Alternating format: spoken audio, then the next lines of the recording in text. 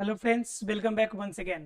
Friends, आज की class में हम लोग डिस्कस करेंगे कुछ एक्सेप्शनल के बारे में। ठीक है, कुछ एक्सेप्शन के बारे में, कुछ अपवाद के बारे में। एक्सेप्शन का मतलब होता है कि अपवाद मतलब ऐसी चीजें जो किसी रूल रेगुलेशन को फॉलो नहीं करती हो। ठीक है, तो आज की क्लास में हम लोग एक्सेप्शन के बारे में जानेंगे। और एक्सेप्शन किस चीज की एक्सेप्शन? तो नरेशन की। नरेशन अर्थात कि डायरेक्ट टू इनडायरेक्ट स्पीच जो हम लोग चेंज करते हैं, इसके अंदर जो एक्सेप्शन आते हैं, इस अपवाद को हम लोग जानने की कोशिश करते हैं कि एक्सेप्शनल केस कैसे है और उस एक्सेप्शनल केस में यूज कैसे करना है आपको। ठीक है, इन एक्सेप्शन के बारे में थोड़ा सा जानेंगे। अभी तक हम लोगों ने पढ़ा था, जो रूल था वह change of person, change of person. दूसरा आपका change of tense. Okay, change of person और दूसरा क्या है? चेंज ऑफ टेंस है। अब जरा गौर से समझिए एक बार कि चेंज ऑफ पर्सन और चेंज ऑफ टेंस जो दोनों चीजें हैं, इस दोनों चीजों में आप लोगों ने अभी तक पढ़ा था कि पर्सन चेंज कर ले, टेंस चेंज कर ले। अगर कंडीशन आपका वॉइस में दिया हो, सॉरी, जो हेल्पिंग जो रिपोर्टिंग वर्ब है वो आपका प्रेजेंट में हो, पास्ट में हो या फ्यूचर में हो, अलग अलग केसेस देखे थे हम लोग। ठीक है, तो अभी तक हम लोगों ने पढ़ा था कि जब कभी भी रिपोर्टिंग वर्ब किस में हो? पास्ट टेंस में हो। पहले हम लोग पढ़ा था भी, ये दोनों काम कब होंगे? जब पहला केस था जब reporting verb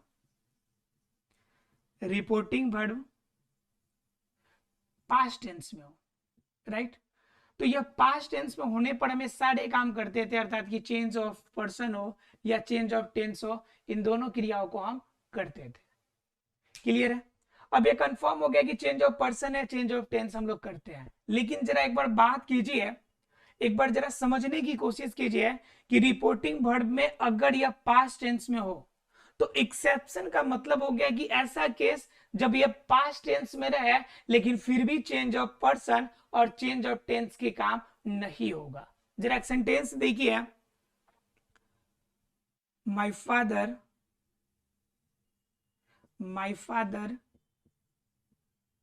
said to me honesty is the best policy. Honesty is the best policy. ठीक है, अब यहां पे देखिए कि मेरे पिताजी कहा करते थे या मेरे पिताजी कहते थे, क्या कहते थे भाई? कि honesty is the best policy, जो ईमानदारी है सबसे अच्छी नीति है। अब यहाँ पे honesty is the best policy का मतलब क्या समझते हैं आप? Honesty is the best policy का मतलब सीधे शब्दों में समझे कि यह एक प्रकार का क्या है? यूनिवर्सल ट्रूथ है। यूनिवर्सल ट्रूथ है मतलब क्या? एक ऐसी बात है जो बिल्कुल चिरंतन सत्य, बिल्कुल 100% सच्चाई वाली बात है।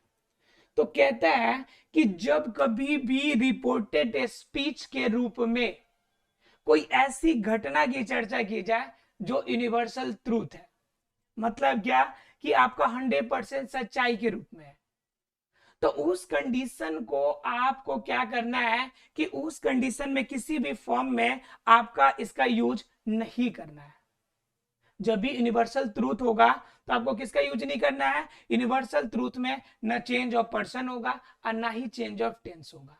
मतलब कहता है जब रिपोर्टेड स्पीच किसी भी कंडीशन में यूनिवर्सल ट्रूथ हो तो पहले वाली रिपोर्टिंग वर्ब से कोई मैटर नहीं करता कि वो प्रेजेंट में है या फिर पास्ट में या फिर फ्यूचर में।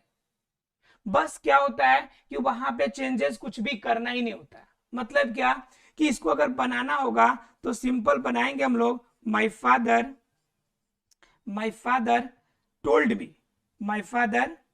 टोल्ड मी, इन्वर्टेड कॉमा के बदले में डैड, और जो सेंटेंस आपका रिपोर्टेड स्पीच के रूप में है वह सेम सेंटेंस हम लिख देंगे क्योंकि उसमें कोई भी चेंजेस नहीं होगा।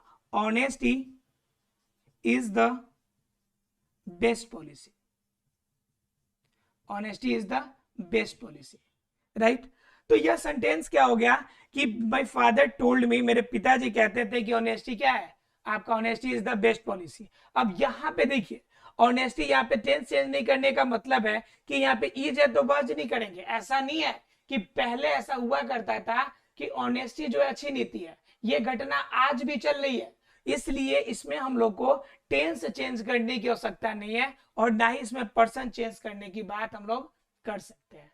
मतलब क्या कि ये एक्सेप्शनल केस हो गया कि कोई भी, जैसे एक और एग्जांपल देख लीजिए, एक एग्जांपल और देख लिए,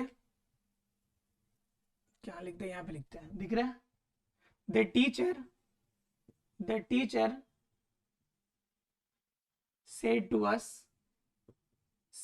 us earth is round, the earth is round, पृथ्वी गोल है, अर्थ इज राउंड। अब इस सेंटेंस में भी आपका अर्थ इज राउंड, धरती गोल है तो चिरंतन सत्य है, ये तो चेंज नहीं होगी, कल थी आज नहीं है, ऐसा तो नहीं है।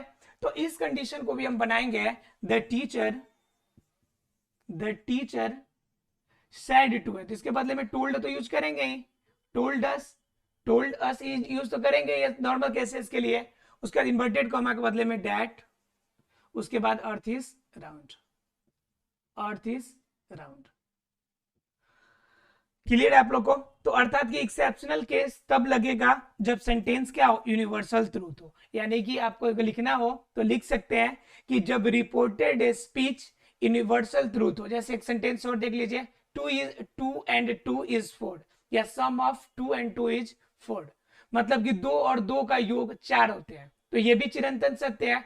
तो उस कंडीशन में भी आपका सेम रूल लगेगा। मतलब कोई भी ऐसी बातें जो आपकी यथावत रूप से सही है, तो वैसे सेंटेंसेस के लिए हम लोग इसका यूज करेंगे कि उसके अंदर चेंज ऑफ टेंस और चेंज ऑफ पर्सन की हमें करने की आवश्यकता नहीं पड़ेगी। ठीक है, तो हम लोगों ने चेंज ऑफ टेंस देख लिया, चेंज ऑफ पर्सन देख लिया, उसके एक्सेप्शनल को भी देख लिया।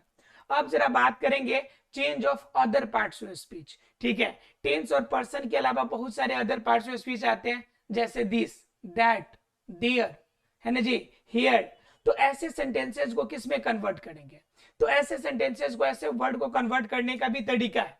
ठीक है, इतना ही चेंज नहीं, उस सारे सेंटेंस को भी हम लोग चेंजेस करते हैं। तो जरा आप देख लेते हैं तीसरा केस नरेशन का, थर्ड केस जानेंगे, और उसमें हम लोग क्या जानेंगे, change of other parts of speech, change of other parts of speech, change of other parts of speech.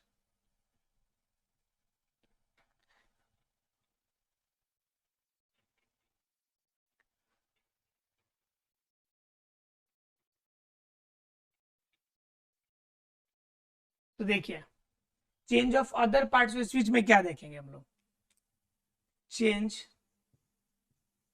Of other parts of speech. Parts of speech की चर्चा हमने पीछे कर ली थी। ठीक है, और सबको पता भी होगा कि पार्ट्स ऑफ स्पीच में क्या आते हैं, 8 भाग होते हैं, सबको पता है, noun, pronoun, adjective, adverb, verb, adverb, है ना जी, प्रीपोजिशन, कंजक्शन और इंटरजेक्शन। इस 8 पार्ट की चर्चा हम लोग बचपन से पढ़ते आ रहे हैं, है ना, इसलिए उसकी कोई टेंशन नहीं है।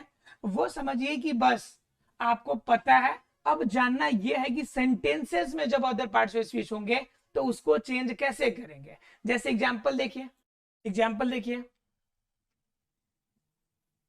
She said to me, I am glad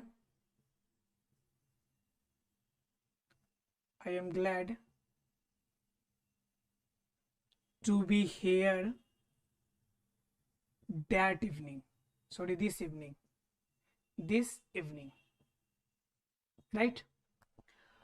कह रहा है she said to me I am glad to be here this evening, आज शाम तुम्हें यहां देखकर मैं क्या हूं, बहुत खुश हूं। किसी किसी के आ जाने से आपकी खुशी जो होती है थोड़ी सी बढ़ जाती है ना जी। तो सेम केस इनके लिए भी हो रहा है। तो ये कह रही है शी सैड टू मी, वह मुझसे कही कि तुम्हारे आने से आज का शाम कुछ अलग हो गया, कुछ सुहावना हो गया। तो इसको कैसे बनाएंगे, तो सिंपल बनाएंगे, सी सैड टू जो है वो सिंपल केसेस में टोल्ड के फॉर्म में चेंज होगा, मी आएगा आपका, इन्वर्टेड कॉमा के बदले में डैट का यूज होगा।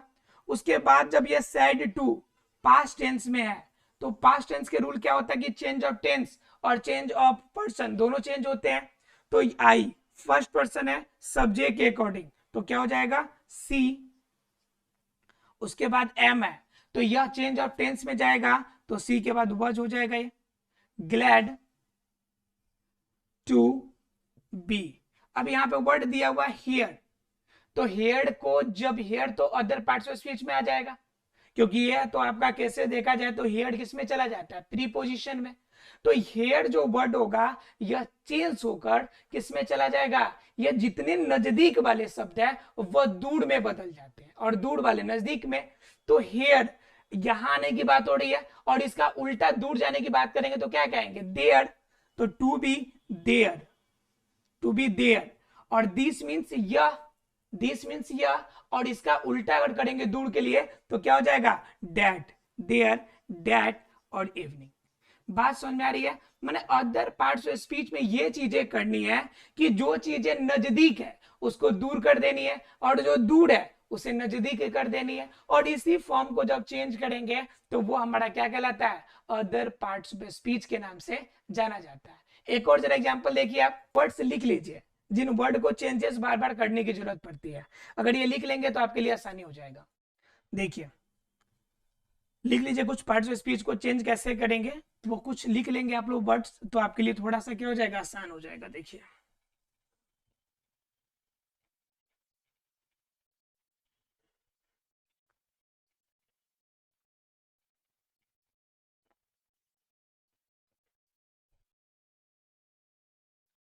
देखिए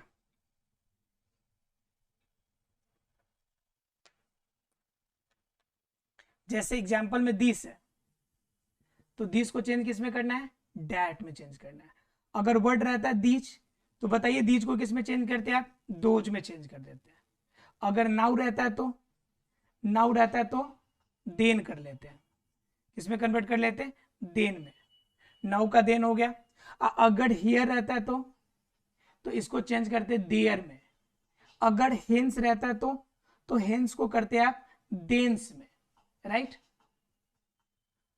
उसके बाद नाउ का देन हो गया। उसके बाद अगर बात करें हम लोग, तो अगर टुडे रहता तो टुडे के लिए हम लोग कहते हैं डैट डे, ठीक है। उसके बाद अगर रहता क्या डैट डे, ठीक है। अगर रहता एस्टरडे, ये देखिए ये एस्टरडे जो वर्ड है ना, ऐसे वर्ड आपका जनरली बहुत कंफ्यूज करते हैं कि ऐसे कैसे, तो इसके लिए हम कर लेंगे द प्रीवियस डे। क्या कर लेंगे यूज द प्रीवियस डे यानी पिछला दिन। अगर इसी में रहता है टुमारो, क्या रहता है टुमारो, तो टुमारो के लिए क्या हो जाएगा द नेक्स्ट डे, क्या हो जाएगा द नेक्स्ट डे, राइट। तो इस तरह से आप चेंजेस कर लेंगे, जहां पे वर्ड आपको मिले उसके अकॉर्डिंग आप यूज करके change of other parts of speech का भी यूज कर सकते हैं। इसके लिए क्या करना पड़ेगा, बहुत सारे क्वेश्चंस की प्रैक्टिस करनी पड़ेगी। जितना क्वेश्चन प्रैक्टिस करेंगे उतना आपके लिए बेटर होगा। मिलते हैं अगले क्लास में अगले टॉपिक के साथ, तब तक के लिए thank you very much friends.